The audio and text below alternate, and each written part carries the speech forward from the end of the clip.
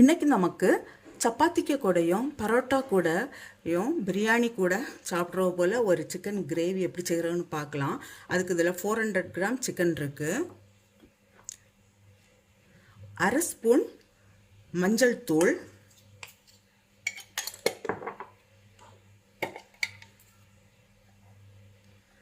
1/2 spoon garam masala,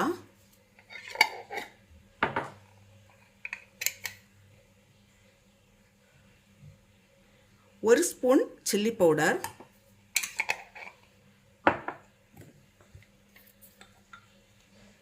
1 spoon தனியா powder, 1/4 spoon pepper,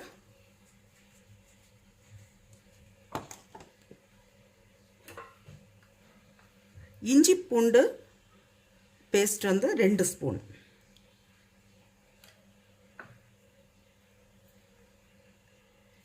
salt தேவையான அளவு,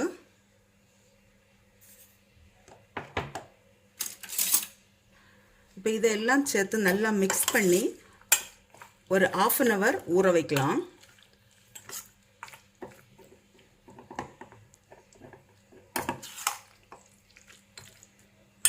இது இப்போ ஒரு 1/2 hour இருக்கட்டும்.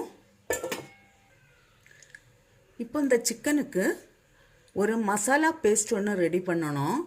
அதுக்கு 1 கப்பு கோகனட் எடுத்துருக்கிறேன்.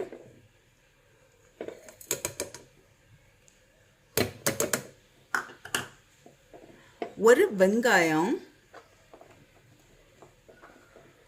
2 தக்காளி,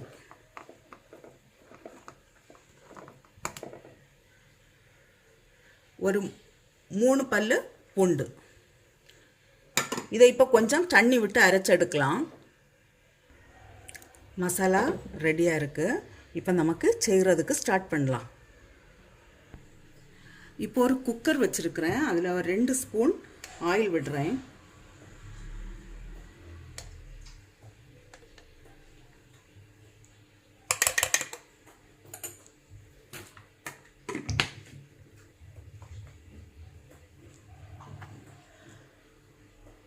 இது ஹோல் கரம் மசாலா, கொஞ்சம் உலர்ந்த வெந்தய கீரையும் இருக்குது,